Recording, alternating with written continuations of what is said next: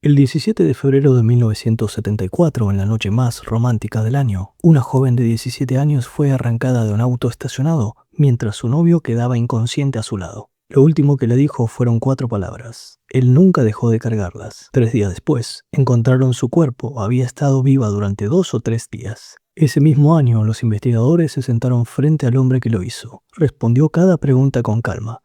Aceptó sin dudar someterse al detector de mentiras. La máquina dijo que decía la verdad. Lo dejaron ir. Volvió a su casa, crió a sus hijos, envejeció. Durante 46 años vivió a menos de 1 kilómetro del estacionamiento donde la había dejado.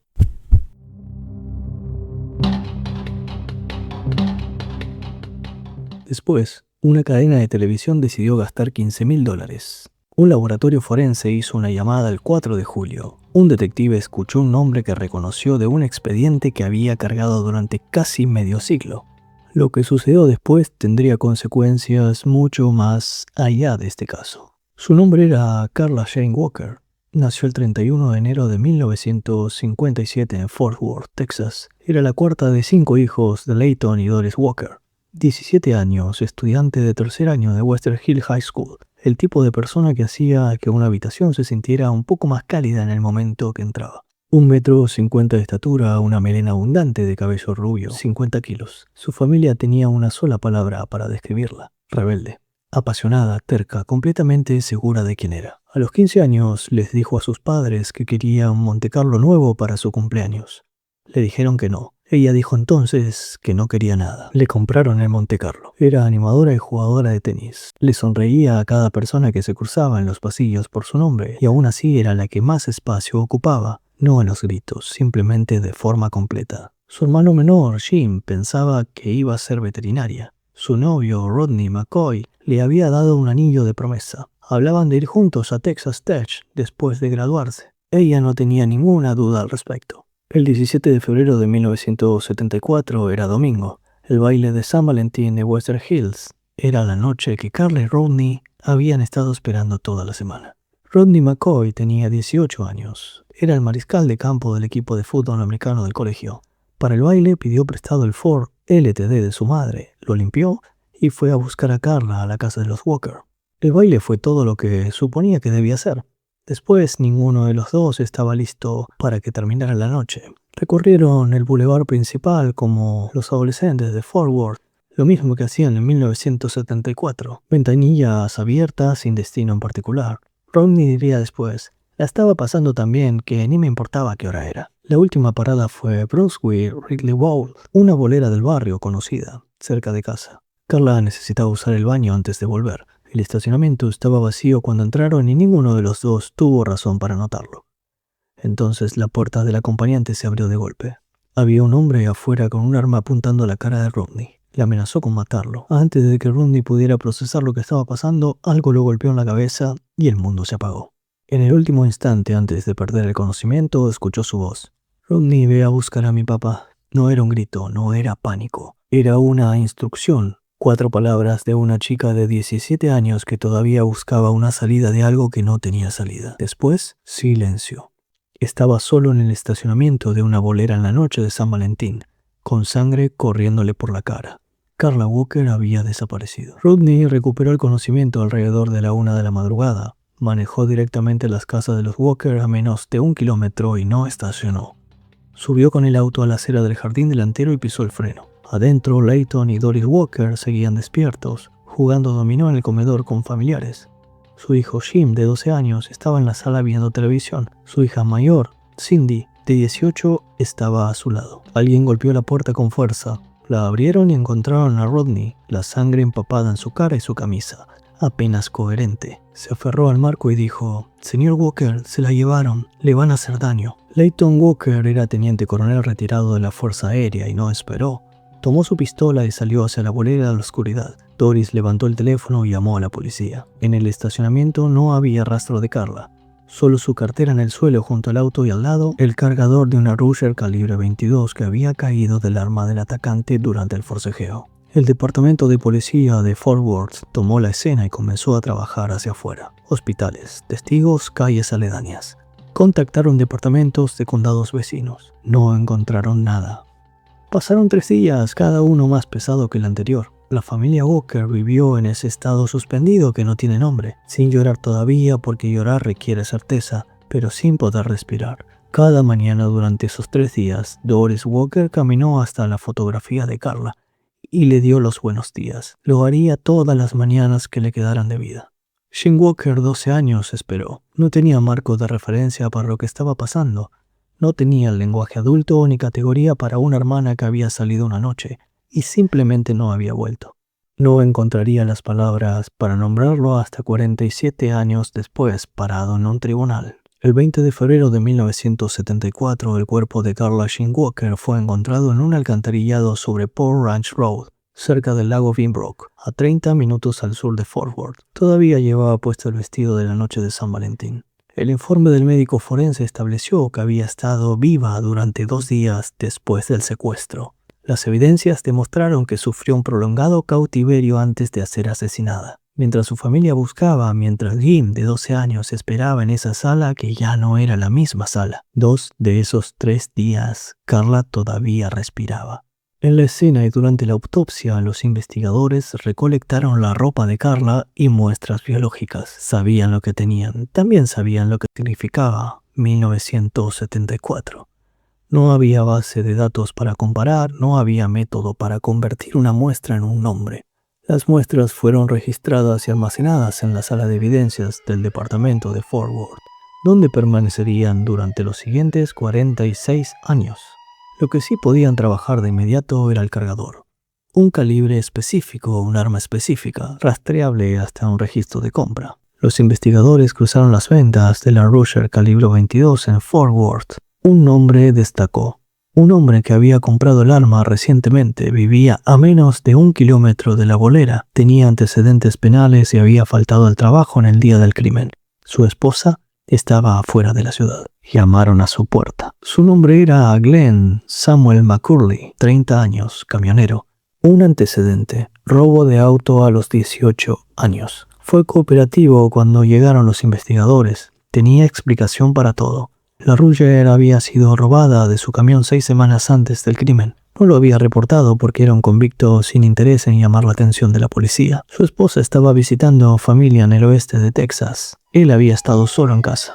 McCurley accedió al detector de mentiras, se sentó y respondió cada pregunta. La máquina emitió su veredicto. Pasó. Su nombre fue eliminado de la lista de sospechosos. Salió de la comisaría y volvió a su vida, a su trabajo, a su casa, a menos de 1 kilómetro del estacionamiento donde había dejado a Carla. Lo que los investigadores no sabían, el 17 de febrero de 1974 era el 11º aniversario de bodas de McCurley. Su esposa y sus hijos estaban en el oeste de Texas. Había terminado su turno y a las 4:30 de la tarde había estado bebiendo desde entonces whisky y cerveza durante horas, antes de manejar por Fort Worth de noche. Vio crecer a sus hijos de una manera que los padres de Carla nunca pudieron. Se convirtió en apariencia en un vecino decente. Una mujer le escribió una vez una carta al periódico local alabándolo por devolverle una billetera perdida. El mundo necesita más personas así, escribió. La prueba había convencido a los investigadores. Décadas después, el ADN demostraría lo contrario. Volvió a casa. El expediente quedó abierto en un estante en el Fort Worth. Él envejeció en la misma ciudad. Para todos, excepto para la familia Walker, el caso comenzó a desaparecer. Leighton Walker nunca dejó de insistir, un oficial retirado de la Fuerza Aérea enfrentando al único problema que no tenía resolución. Él y Doris vivieron con un caso abierto y un retrato en la pared. Jean Walker pasó de ser un niño de 12 años a un hombre que cargaba lo que él mismo llamaría rabia silenciosa, la furia de no saber quién lo hizo. Cooperó con cada periodista que llamó y con cada investigador que tocó su puerta. Trabajó con lo que tenía, que era solo persistencia y nada más. Leighton murió sin escuchar el nombre de Glenn Samuel McCurley. Doris murió sin escucharlo tampoco. Ninguno de los dos supo que el hombre que mató a su hija nunca había abandonado Fort Worth, que probablemente lo habían cruzado en el tráfico a lo largo de 46 años. Jim enterró a sus 2 padres sin una respuesta. Rodney McCoy no pudo quedarse en la ciudad. Se fue a Alaska, suficientemente lejos, suficientemente frío, suficientemente distinto para que nada le recordara a Fort Worth, ni a la noche de San Valentín, ni a los estacionamientos en la oscuridad. Construyó una vida allá, se casó, tuvo hijos, se convirtió en apariencia en alguien que había seguido adelante y cargó 4 palabras a través de todo eso. En abril de 2019, el Departamento de Policía de Fort Worth descubrió una carta anónima enterrada en los archivos originales. Estaba escrita en 1974 y nunca había sido publicada. Decía que el crimen había ocurrido en Benbrook. Estaba firmada con una secuencia de números binarios, no con un nombre. La policía lo publicó en redes sociales por primera vez en 45 años, esperando que alguien reconociera la escritura. Shane Walker respondió como siempre. Lo había hecho ante cada nuevo desarrollo. Siento la mano de Dios en esto. Este caso va a resolverse. La carta generó atención. Esa atención llegó despacio a la persona correcta. Un año después, esa persona haría una llamada que cambiaría todo. En abril de 2020, la cadena Oxygen emitió un episodio sobre el caso de Karla conducido por Paul House, el investigador que había ayudado a identificar al asesino del estado Dorado 2 años antes. Después de que salió al aire, House conectó a los detectives Jeff Bennett y Wagner con Outram, un laboratorio forense privado de Woodlands, Texas, fundado con una tecnología específica para reconstruir perfiles de ADN a partir de muestras biológicas degradadas que los laboratorios convencionales no podían procesar. La diferencia clave era técnica. Mientras los métodos tradicionales dependen de marcadores genéticos estándar, Outram utilizaba secuenciación genómica completa, originalmente desarrollada para investigación biomédica, que permite extraer información útil incluso cuando la muestra está casi agotada. La cadena Oxygen financió las pruebas. Costo total, $15,000. Esa era la cantidad que separaba a la familia Walker de una respuesta de 46 años. Lo que no era público. Los laboratorios anteriores habían consumido casi todo lo que quedaba. CODIS, la base de datos nacional de ADN, no había encontrado nada. Un laboratorio de genealogía de Texas tampoco. Cada intento había usado una porción de muestra. Para cuando la evidencia llegó a Outram apenas quedaba suficiente para un análisis final. Era el último intento. Outram reconstruyó un perfil completo de ADN. Lo subieron a GetMatch, una base de datos públicas de genealogía, y buscaron relaciones familiares. La búsqueda devolvió un resultado. Un pariente lejano. Un árbol genealógico, un apellido. La mañana del 4 de julio de 2020, el director ejecutivo de Outram, David Millman, llamó al detective Jeff Bennett. Hemos conectado el ADN a un árbol genealógico particular. El apellido es McCurley. Bennett buscó su carpeta, el registro de cada pista, cada callejón sin salida, cada nombre que había aparecido y desaparecido en años de trabajo en el caso Walker, e encontró la entrada. Tomó aire. ¿Hay alguien en esa familia llamado Glenn Samuel McCurley? Middleman dijo que iba a verificar. Colgó. Volvió a llamar. Sí, Glenn Samuel McCurley, Fort Worth, presente en el momento del crimen. Bennett dijo que la habitación se sintió distinta después de eso. Declararía más tarde en el juicio. Sentí que estaba escuchando algo que los detectives habían querido escuchar durante los últimos 46 años. El principal sospechoso de 1974 había sido descartado por la tecnología disponible en su época. 46 años después, otra tecnología lo señalaría nuevamente. La genealogía sola no era suficiente para hacer un arresto. Los investigadores necesitaban confirmación biológica directa de McCurley. En julio de 2020 recogieron su basura. Bolsas que había dejado en la calle pública para recolección. La basura en una vía pública no tiene protección legal de privacidad. Fue al laboratorio. El ADN de la basura de McCurley coincidió con el ADN de la ropa de Karla. Una escena en el crimen de 46 años y una bolsa doméstica descartada apuntando al mismo hombre. Los investigadores se acercaron entonces a McCurley y le pidieron que proporcionara voluntariamente un hisopo de mejilla. Accedió. El hisopo coincidió con la ropa de Karla. 3 muestras independientes, una sola persona. La probabilidad de que el material biológico en la ropa de Karla perteneciera a alguien que no fuera Glenn McCurley, 1 en 28 octillones. Fue arrestado el 21 de septiembre del 2020. En la sala de interrogatorios, McCurley lo negó todo. No sabía nada, no había estado ahí. Pregunta por pregunta, su relato comenzó a cambiar. Habló de esa noche, la noche de San Valentín, su 11º aniversario. Solo bebiendo desde las 4:30 de la tarde. Manejó por Fort Worth de noche, estacionó en varios lugares. Dijo que solo manejaba. Para Shane Walker, McCurley fue alguien que pasó décadas mostrando una absoluta falta de remordimiento. Tengo que pensar que terminó su turno. Empezó a beber y empezó a cazar a alguien para hacer esto en su 11º aniversario.